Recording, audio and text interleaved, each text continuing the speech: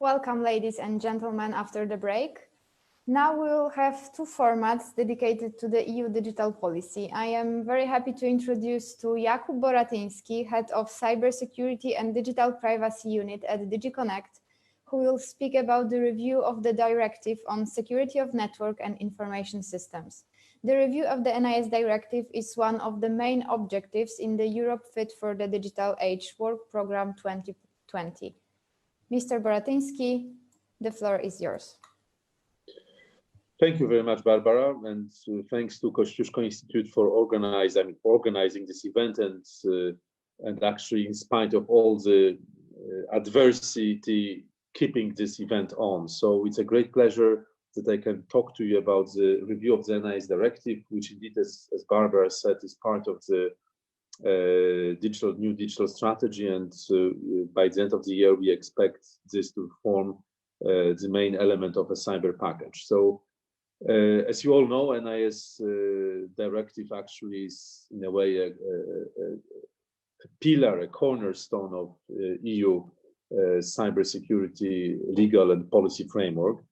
It felt it was like yesterday, but in fact, it's a quite long way behind. The proposal for the NIS has been, original one has been basically done back in 2012, published together with the first EU cybersecurity strategy in 2013. Then we had quite an intensive negotiation process, adoption 2016, and basically as of last year, we can say that after all the transposition periods, that directive is transposed into national law and operating in all member states. Review is part of a routine process where the European Commission looks at the effectiveness of the legislation. We basically, make sure that this is one of our core tasks under the treaty, to make sure that European law is effectively implemented in practice.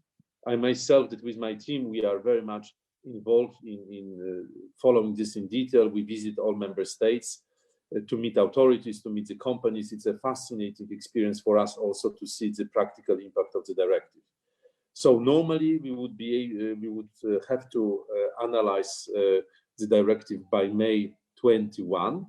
This is the legal deadline set up with the directive itself, but Commission has decided to slightly accelerate it. So our intention is, at least it was until the outbreak, to do it by the end of the year. But I mean, we continue working on it.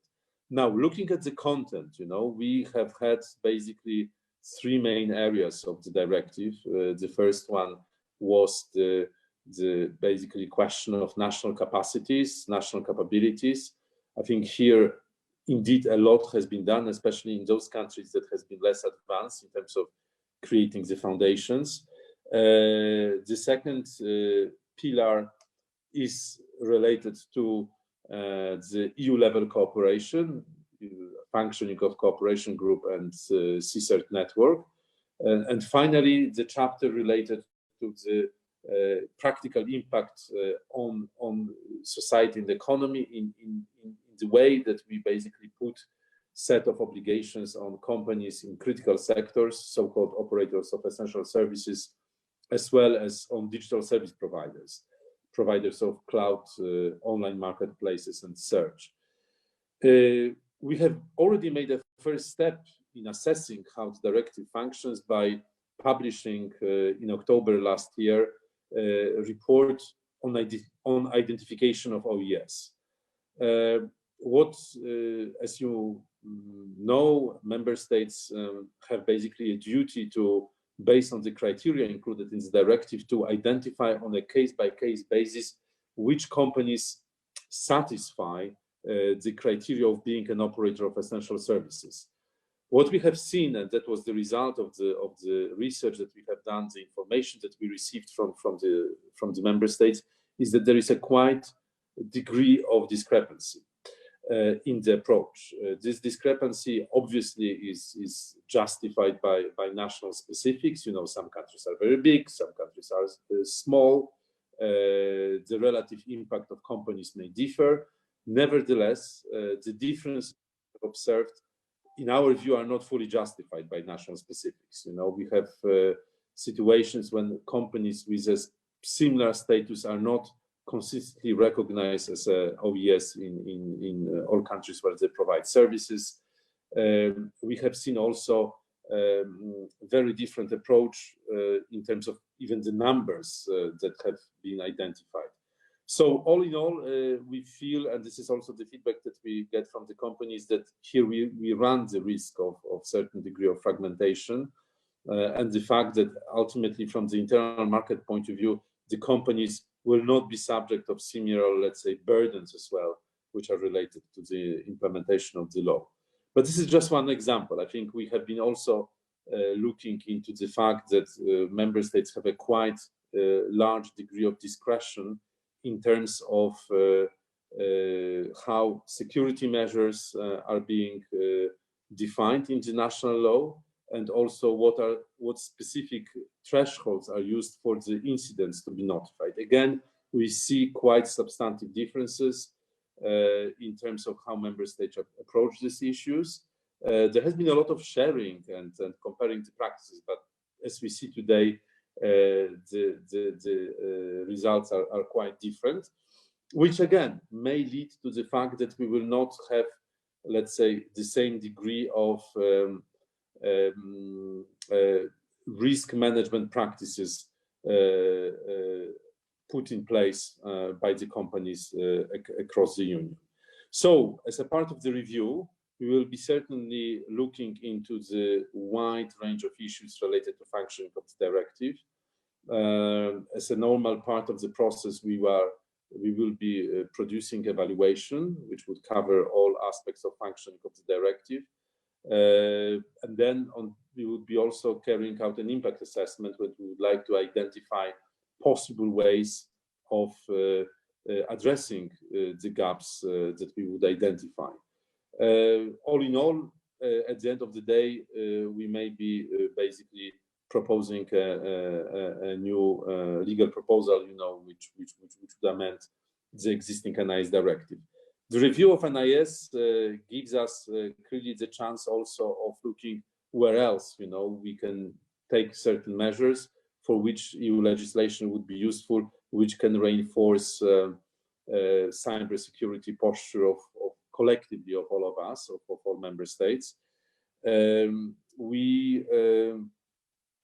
is, I think, important to also see interplay with other parts of legislation, with the, first of all, Cybersecurity Act, but also some sectoral initiatives which are aimed at increasing resilience and other, let's say, related measures in specific sectors. Notably, there is a consideration of a specific instrument that would address financial institutions in context of cybersecurity. So it's very important that in the context of the NIS, we make sure that there is a good alignment between important horizontal legislative framework and, again, justified sectoral developments. I think as this policy becomes more and more mature, it is quite understandable that in specific sectors you have some additional measures.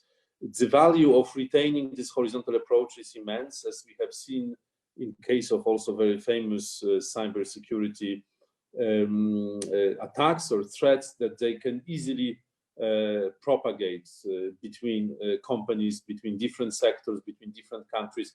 That's why it's very important that the learning is maintained across basically whole economy. We will be also definitely looking into the scope of the NIS directive, you know, whether there would be some other sectors that should be subject of these rules.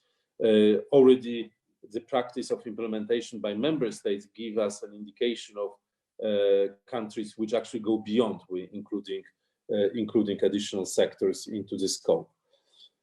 In this type of exercise, of course, it's very important that we actually do it in a, I would say, in a really in-depth, inclusive manner, involving all relevant stakeholders. That means, you know, member states, that means the companies, that means also the cybersecurity industry that could be part of the answer and solution. We will carry out, let's say, typical public consultations through online means, but that is certainly not enough. We have planned before the current lockdown to also have a number of events with selected group of stakeholders, with selected group of countries. I'm quite committed to this, that we will still do it. We will be also encouraging all types of good ideas and contributions from member states, from the companies. It would be an important part of the functioning of the cooperation group this year to actually use this opportunity of our meetings so far virtual to actually indeed discuss the level of, the direction of the changes. I think I would stop here. Perhaps there would be some specific questions or comments, and I would prefer maybe to reply to those. Thank you very much.